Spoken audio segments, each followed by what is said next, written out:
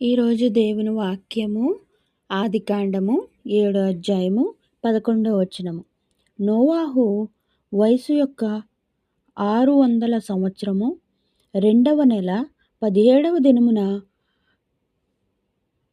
మహాగాధ జలముల ఊటలన్నీయు ఆ దినమందే వినబడెను. ఆకాశపు తూములు విప్పబడెను. 40 పగళ్లను 40 రాత్రులను ప్రచండ వర్షము భూమి మీద కురిసెను.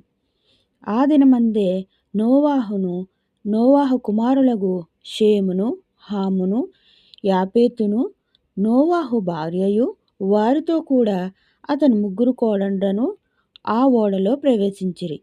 వీరే కాదు, ఆయా జాతుల ప్రకారము ప్రతి మృగమును, ఆయా జాతుల ప్రకారము పశువును, ఆయా జాతుల ప్రకారము నేల మీద ప్రాకు ప్రతి పురుగును, ఆయా జాతుల ప్రకారము ప్రతి పక్షియు, నానా విధములైన రెక్కలు గల ప్రతి పిట్టయు ప్రవేశించెను.